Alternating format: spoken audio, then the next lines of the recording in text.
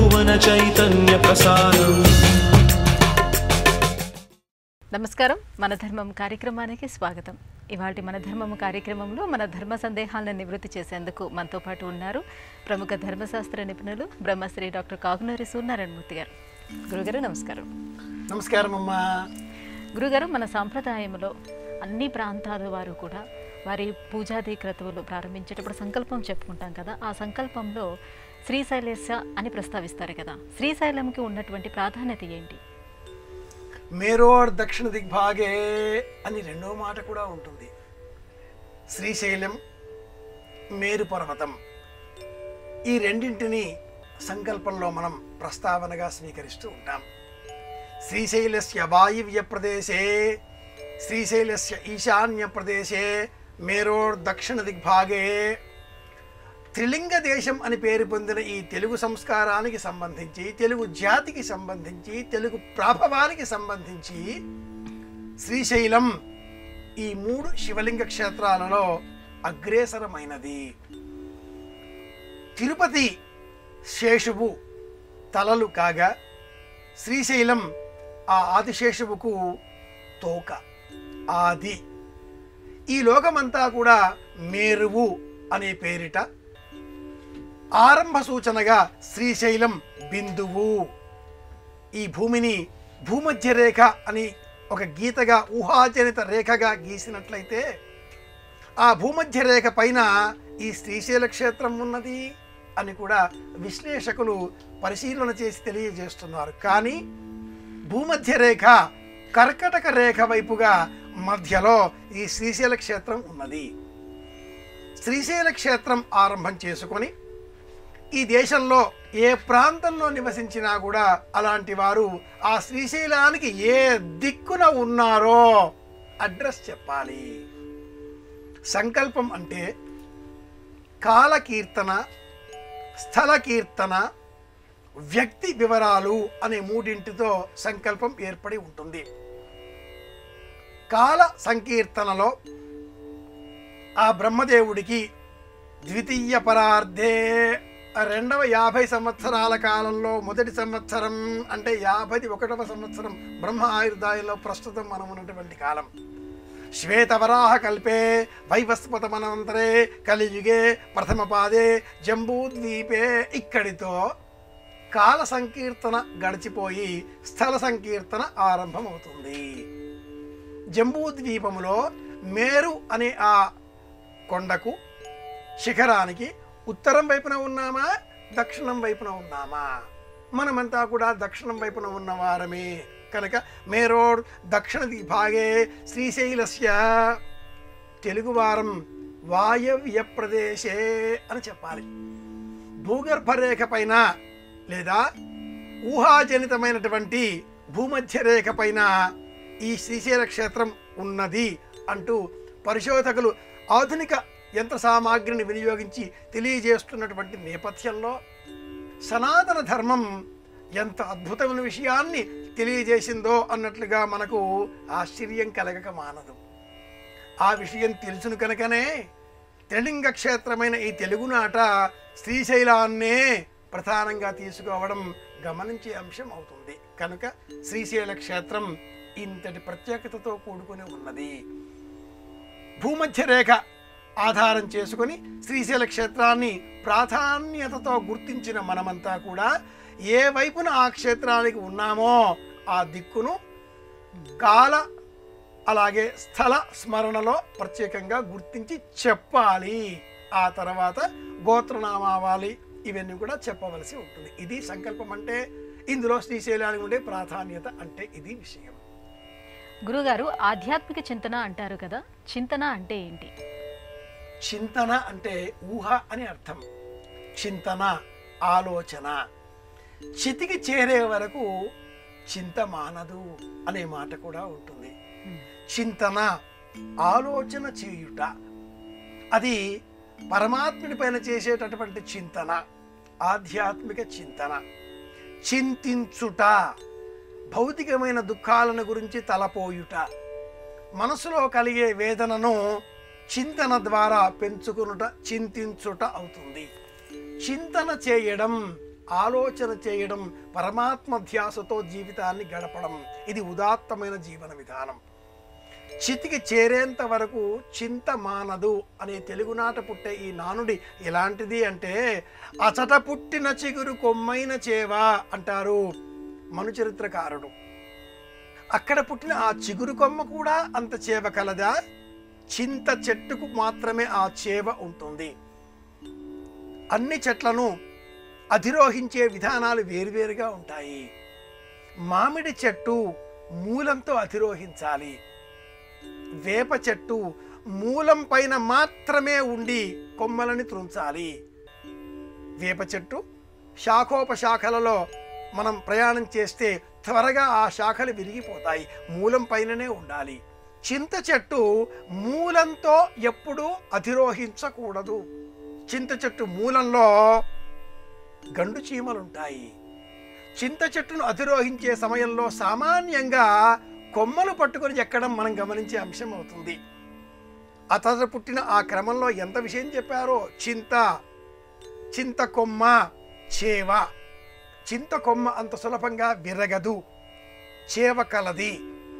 ఈ లోకంతో మనకుండే సంబంధం కూడా అలాంటిదే. శారీరక పరమైన అనేక వ్యాధులకు చింత గింజ కూడా ఔషధం. మగవారు ముఖ్యంగా శక్తిని పెంచుకోవడం కోసం, మనోబలం పెంచుకోవడం కోసం, ఆత్మ నిగ్రహం పెంచుకోవడం కోసం, దేహదార్ఢ్యత కోసం, ఎముకలలో బొమికలలో బలం పటుత్వం పెంచుకోవడం కోసం చింతగింజలను ఉడకబెట్టి లేక చింతగింజలను వేయించి వాటిని తినాలి అని ఆయుర్వేదం చెబుతుంది. చింత ఇంత ప్రత్యేకతతో కూడుకున్నది కనుక చింత లేకుండా జీవితం గడపాలి. చింత చెట్టును పూజించాలి. తిరుమలలో శ్రీమన్నారాయణమూర్తి చింత చెట్టు కింద దర్శనమిచ్చాడు అని స్థల పురాణం. కనుక చింత చెట్టును పూజిస్తే వెంకటేశ్వర స్వామి వారిని పూజించినట్లే. పరమాత్ముడిని చింతనము చెయ్యాలి.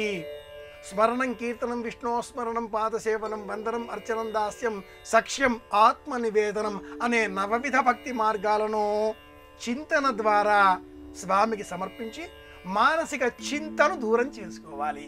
ఇది స్థూలమైన విషయం. భౌతికమైన విషయం, చింత మన దరి చేరకుండా ఉండాలి అంటే చింత మొక్కలను కూడా నాటాలి. తమాషాగా చెప్పిన ఇందులో చాలా అంతరార్థం ఉంది. ఏ ఇంట ఒక్క ఆంధ్ర కల్పవృక్షం అనే పేరు పొందినటువంటి తాటి చెట్టు ఉంటుందో, ఏ ఇంట మామిడి చెట్టు ఉంటుందో, ఏ ఇంటి పరిసర ప్రాంగణంలో చింత చెట్టు ఉంటుందో ఆ ఇంట్లో వారికి ఏ చింతనలు ఉండవు అని కూడా భాగవతం వివరిస్తుంది. గురుగారికి మరో సందేహం. రోదన, వేదన, శోధన ఈ మూడు వ్యక్తి జీవితంలో మార్పు తీసుకొస్తాయి అని అంటారు. ఎందువల్ల? ఇలాంటి పదాలు అనేకం మనం గమనిస్తూ ఉంటాం. రోదన, వేదన, శోధన. ఈ క్రమంలో లాలవత్ పంచవర్షాన్ని దశవర్షాన్ని దాసవత్ పూర్ణేతు షోడశే వర్షే పుత్రం మిత్రవదాచరేత్ అని అర్థశాస్త్రంలో చాణక్యుడు, కౌటిల్యుడి వాక్కు ఇది. రోదన, చిన్నప్పుడు మనుషులకు బాలానాం రోదనం బలం, ఏడ్చే కొద్దీ వారిలో బలం పెరుగుతుంది. అది మనోబలం, శారీరక బలం. చిన్నపిల్లలు ఏడ్చి తిన్న అన్నాన్ని జీర్ణం చేసుకోగలుగుతారు. అది రోదన అని చెప్పుకోవాలి. ఆ తదుపరి వేదన. ఇంటి కొరకు నిర్మాణాత్మకమైన ఊహలు, పిల్లలు, ఇల్లాలు, ధనం, ఉద్యోగం, అధికారం, సంపాదన ఇవన్నీ కూడా వేదనతో ముడిపడి ఉంటాయి. 40 సంవత్సరాల ఆయుర్దాయం కల మనిషి, అలాగే ఎద్దు, ఈ జీవజాలాల కథలన్నీ కూడా భాగవతంలో, ఇతర పురాణ కథలలో అనేకం ఉన్నాయి. ఈ రెండవ భాగంలో వేదన శారీరక ఆలోచనలకు ముడిపడి ఉంటుంది. ఇది జీవుని వేదన కాదు, దేహికి సంబంధించిన వేదన. ఆ తదుపరి 20 సంవత్సరాల ప్రాయం, 40 సంవత్సరాల ప్రాయం, 60 సంవత్సరాల ప్రాయం రావడంతో శోధన ఆరంభమవుతుంది. శోధనలో దేవుని ఉనికి ఎక్కడ, జీవుని ఆలోచనలు ఏమిటి, జీవుడు ఏం చేస్తే ఆ దైవాన్ని చేరుకోగలుగుతాడు, జీవితాన్ని ఎలాంటి మార్గంలో మనం క్రమపద్ధతితో నడపగలిగితే ఆనందమయంగా మలుచుకోగలుగుతాం, ఇవి శోధన. ఊరికే చదవడం రోదన, వేదనతో చదవడం జీవన గమనం, శోధనతో ఆలోచన చేయడం జీవితానికి చరమాంక స్థితిలో ఆనందాన్ని అందించే మార్గాన్ని అన్వేషించడం అవుతుంది. లాలన, ఆలన, పాలన అనే క్రమం కూడా ఇలాంటిదే. లాలించాలి, ఆలన చెయ్యాలి, పాలన చెయ్యాలి అనే క్రమంలో 5 ఏళ్ల వరకు పిల్లలను పెంచి పెద్ద చెయ్యాలి, మురిపెం చూపాలి, వారు ఏది కోరితే అది అందివ్వాలి. తదుపరి 10 ఏళ్ల కాలం పాటు వారిని దండించాలి, శిక్షణ ఇవ్వాలి, కోపపడాలి, మార్గం ఇది అని బోధించాలి. మూడవదిగా పాలన, వారి మార్గం వారిదే. పూర్ణేతు షోడశే వర్షే, 16 ఏళ్లు దాటిన తర్వాత సంతానాన్ని స్నేహితులుగా భావించాలి అంటాడు ఆర్య చాణక్యుడు అర్థశాస్త్రంలో. కనుక రోదన, వేదన, శోధన ఎలాంటివో ఆలన, లాలన, పాలన కూడా అలాంటిదే. జీవితాన్ని ఇలాంటి పద్ధతులన్నీ ఒక క్రమ పద్ధతిలో తీసుకువెళ్ళాలి అని బోధిస్తూ ఉంటాయి. ఇది సూచన. యథార్థవాది లోక విరోధి అని అంటారు. అంటే సత్యం పలకటం వల్ల విపరిణామాలు తప్పవా? అలాంటప్పుడు సత్యమేవ జయతే అని ఎందుకన్నారు? సత్యమేవ జయతే అనే ఈ మాట ముండకోపనిషత్తులో ఉంది. సత్యం బ్రూయాత్ ప్రియం బ్రూయాత్, నబ్రూయాత్ సత్యమప్రియం, ప్రియంచ నానృతం బ్రూయాత్, ఏష ధర్మ సనాతనః అని నీతి వాక్యం. ఈ నీతి శ్లోకంలో సత్యం చెప్పాలి, అలాగే ప్రియంగా చెప్పాలి. ఇష్టం కలుగుతుంది కదా అని అసత్యం చెప్పకూడదు. అలాగే సందర్భం లేకపోయినా ఎప్పుడూ నేను నిజమే చెబుతాను అంటూ అడిగినా అడగకపోయినా సదా అలా మాట్లాడడం వలన కూడా లోక విరోధి అవుతారు. యథార్థవాది లోక విరోధి అనే తెలుగు నానుడి ఇలా జన్మించింది. శ్లోకమంతా చెప్పడం కన్నా సులభ మార్గం ఒక నానుడి ఒక్క మాటలో సామెతగా అందించడం. ఏమండి మీరు నల్లగా ఉన్నారండి అని చెబితే ఎదుటివారు బాధపడతారు.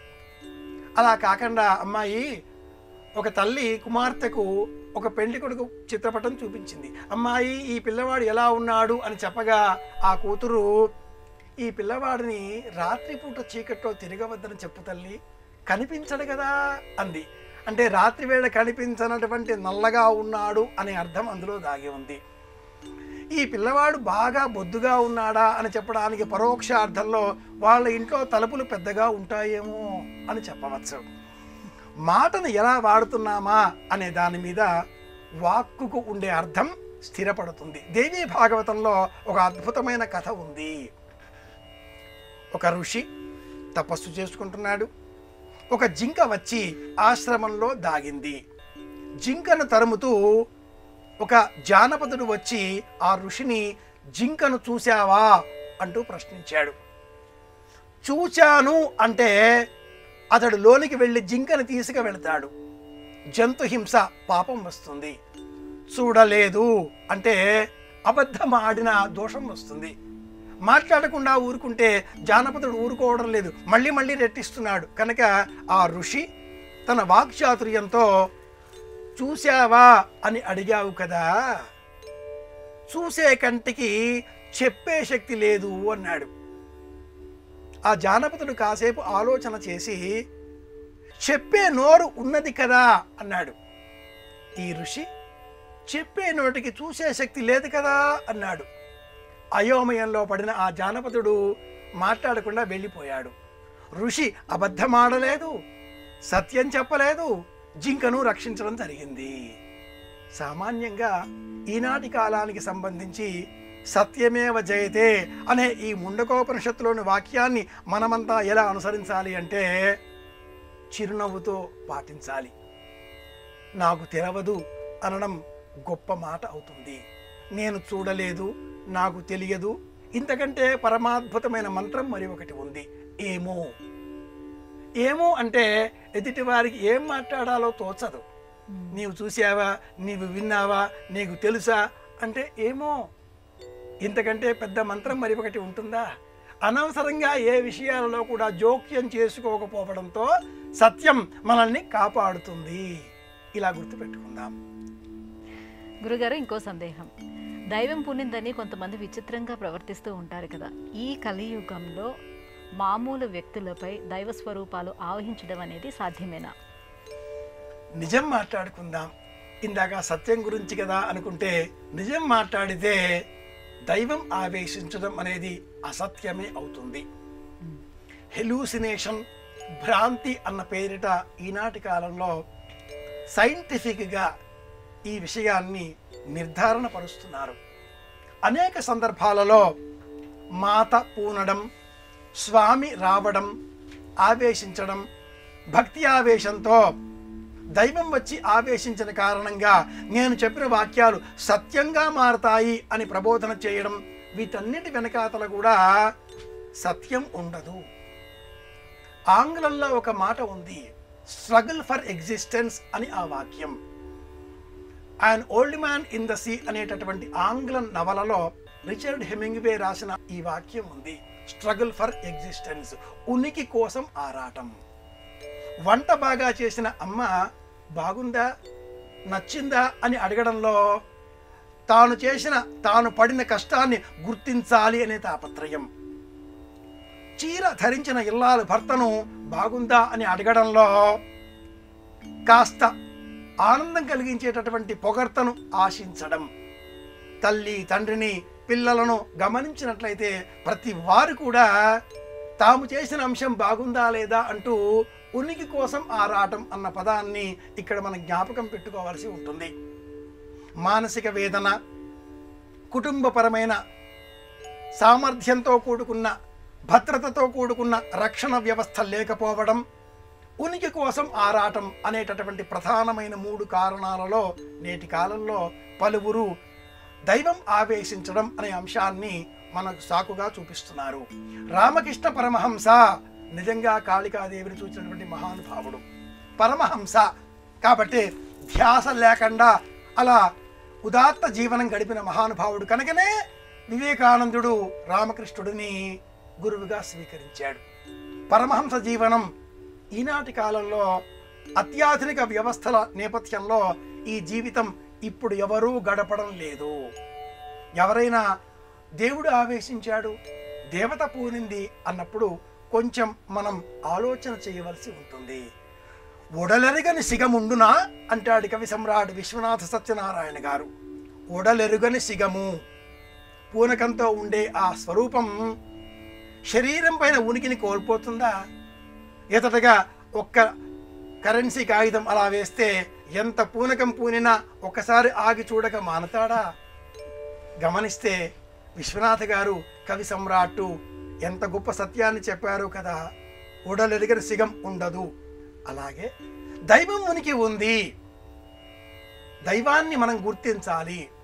ప్రకృతి, పర్యావరణం, చెట్లు చేమలు, వాతావరణం, జగత్తు, సమస్త జీవకోటి అందరిలో కూడా దైవత్వాన్ని ఆపాదించుకొని ఉదాత్త జీవనం గడపాలి. అంతేకాని పరమాత్ముడు ఆవేశించాడు అంటూ పలకడం, సమాజానికి హితం చేసే ప్రయత్నం పేరిట, మిష వంక పేరిట వచ్చిన మాటలు చెప్పడం, ఇది అసందర్భ ప్రలాపం అవుతుంది అంటుంది శాస్త్రం.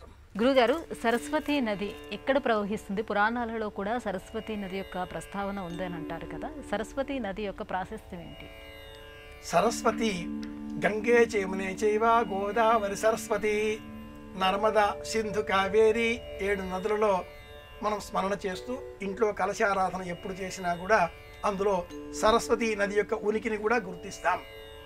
నాసా వారు ఛాయాచిత్రపటాన్ని అందించిన నేపథ్యంలో ఈ దేశంలో అనేక ప్రధాన నదులను అనుసంధానం చేసేటటువంటి మహానది అంతర్వాహిని సరస్వతి నది. ఈనాడు ఈ నది ఉనికి భారతదేశానికి ఉత్తర దిగ్భాగంలో కాశ్మీర క్షేత్రంలో మానా అనేటటువంటి స్థలంలో ఉజ్జాయింపుగా 1 కిలోమీటర్కు తక్కువగా ప్రవహించేటటువంటి చోట మనకు అధికారికంగా నైసర్గిక పరిస్థితులను, నదుల ఉనికిని సూచించేటటువంటి చిహ్నాలు గోచరించడంతో ప్రభుత్వాధికారులు సైతం స్పష్టం చేసి ఉన్నారు, సరస్వతి నది మానా ఈ నది సమీపంలో ప్రవహిస్తున్నది అని. సీనాబ్, సట్లెజ్, జీలం అనే నదులు అనేకం దేశానికి ఉత్తర దిగ్భాగంలో ప్రవహించగా పంచనదుల ప్రాంగణంలో సరస్వతి నది కూడా ఒకటి.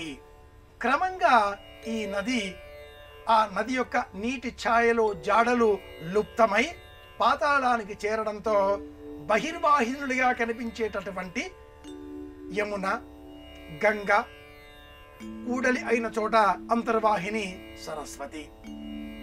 అనేక నదులు ఎక్కడైతే రెండు నదులు సంగమం చెందుతాయో ఆ నదుల సంగమ క్షేత్రంలో అంతర్వాహినిగా సరస్వతి అనే నది ప్రవహిస్తున్నది అని కూడా నాసా వారు అందించిన చిత్రపటం ఆధారంగా ఒక ఊహాజనిత గీతలు గీసిన సంప్రదాయజ్ఞులు ఏ చోట రెండు నదులు కలిసిన త్రివేణి సంగమం, ప్రయాగ త్రివేణి సంగమం, అలాగే కరీంనగర్ ధర్మపురి క్షేత్రం త్రివేణి సంగమం, షిమోగా త్రివేణి సంగమం, ఇటువంటి దివ్యక్షేత్రాలను సరస్వతి నది అంతర్వాహినిగా ఈ రెండు నదులతో కూడి ఉన్నది అని మనకు ఆధ్యాత్మిక జ్ఞానాన్ని అందిస్తున్నారు.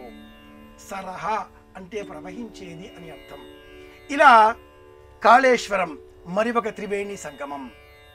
ఈ త్రివేణి సంగమం మన బదనంలోనే రెండు కనుబొమల మధ్యన ఇడా పింగళిక మధ్య సుషుమ్న ఏ నమో నమః. త్రివేణి సంగమం సరస్వతి ప్రవహించేటటువంటి చోటు ఆజ్ఞాచక్రం ఉండేటటువంటి బిందువు నుదుటి మధ్యన రెండు కనుబొమల మధ్యన. ఇది నిజమైనటువంటి సరస్వతి నివాస క్షేత్రం త్రివేణి సంగమం. ఇక్కడ బొట్టు పెట్టుకుంటే సరస్వతి అనుగ్రహం లభిస్తుంది. కనుకనే సనాతన భారతీయం స్త్రీ పురుష విభేదం లేకుండా అందరూ కుంకుమ పెట్టుకోవాలి, సరస్వతి అనుగ్రహాన్ని పొందాలి అంటూ తెలియజేసింది. భౌతికంగా ఎక్కడ ప్రవహిస్తున్నది అంటే మట్టుకు మానా, ఇది దివ్యక్షేత్రం. గురుగారు, లక్ష్మణుడు గీసినటువంటి గీత దాటకుండా ఉంటే సీతాదేవికి అన్ని కష్టాలు ఉండేవి కాదు కదా. నిజంగా లక్ష్మణుడు గీత అనేది గీశాడా? లక్ష్మణ రేఖకు సంబంధించినటువంటి ప్రస్తావన రామాయణంలో వచ్చిందా? వాల్మీకి రామాయణంలో లక్ష్మణ రేఖల ప్రస్తావన లేదు. మొల్ల రామాయణంలో ఈ ప్రస్తావన ఉంది. హద్దు అన్నప్పుడు దాటరాదు అనే ఒక భావన, దాటితే అన్న ప్రశ్న రెండూ వస్తాయి. కవి సమ్రాట్ విశ్వనాథ సత్యనారాయణ గారు చెలియలి కట్ట అనే ఒక నవల అందించి ఉన్నారు. మాటకు విరామ చిహ్నం హద్దు, చెలియలి కట్ట. ధరించే వస్త్రానికి అంచు చెలియలి కట్ట, గీత దాటరాదు. భోజనం చేసే ఆ కంచానికి అంచు హద్దు దాటరాదు. సముద్రుడికి చెలియలి కట్ట హద్దు దాటరాదు. ఎలాగో నియమావళి ఇంటికి సంబంధించి ఒక గీత గీసి ఉంటుంది. గీత దాటితే సీతాపహరణం జరిగేదా అన్న ప్రశ్న వేసుకుంటే ఒక్క క్షణం అనే మాట మళ్ళీ మనం గుర్తుపెట్టుకోవాలి. అసలు ఒక్క క్షణం ఆలోచించి ఉంటే సీతాదేవికి బంగారు జింక ఉంటుందా అన్న ఊహ కలగాలి కదా. బంగారు జింకలు ఉంటాయా? ఉండవే. పుట్టలో మిల మిల మిల మిల అంటూ మెరిసేటటువంటి రెండింటిని చూచి ఒక్క క్షణం సుకన్య ఆగి ఉంటే పుల్లతో అలా పొడిచేదే కాదు, చ్యవనుడికి కళ్ళు పోయేవే కావు, మనకు చ్యవన ప్రాస లభించేదే కాదు. భారతం కథ. ఒక్క క్షణం అన్న ప్రశ్న వేసుకుంటే అనేకం మనకు ఊహలు వస్తాయి. నోటి మాట అలా జారితే, చేతిలో ఉన్న బాణం ఇలా విడిస్తే, గుర్రం పరిగెత్తడం ప్రారంభిస్తే ఆపలేరు, లక్ష్యం చేరే వరకు ఆగవు. నోట మాట అలా వదిలిన మరుక్షణం మధ్యలో ఇలా పట్టేసుకుని వద్దు వద్దు వద్దు నేనన్న మాట కాదు, వచ్చే వచ్చే వెనక్కి అంటే కుదురుతుందా? ఎదుటివారి చెవికి ఆ మాట చేరి తీరుతుంది. ఆ మాట ప్రభావం ఎదుటివారిపైన జీవితాంతం ఉంటుంది. కనుక లక్ష్మణ రేఖ అంటే వాల్మీకి రామాయణంలో లేని ఈ అంశాన్ని మొల్ల కానీ కంబన్ కానీ కంబరామాయణంలో కూడా ఉంది. ఎందుకు తీసుకున్నారు వాళ్ళు ఇంత ప్రాధాన్యంగా అంటే నియమాన్ని పాటించడం. ఆ నియమం భర్తకు కూడా ఉంటుంది. సీత మాత్రమే గీత దాటితే అని కాదు కదా. అలాగే అనేక సందర్భాలలో ఒక్క క్షణం అనేది ఎంత విలువైనదో అలా కాకుంటే ఉండే బాగుండు అనే అంశాలు మన జీవితంలో కూడా కోకొల్లలు. ఇలా మా వారితో నేను అనుకుంటే బాగుండు అని ప్రతి ఇల్లాలు అనుకుంటుంది. ఇలా మా ఆవిడతో నేను అనుకుంటా ఉండే బాగుండు అని ప్రతి భర్త అనుకుంటూ ఉంటాడు. సవ్యమైన కాపురం సజావుగా సాగడానికి సనాతన ధర్మం బోధించిన ఒకే ఒక సూత్రం ఉంది. మా వారు అమాయకుడు అంటూ ఉండాలి, నమ్మరాదు.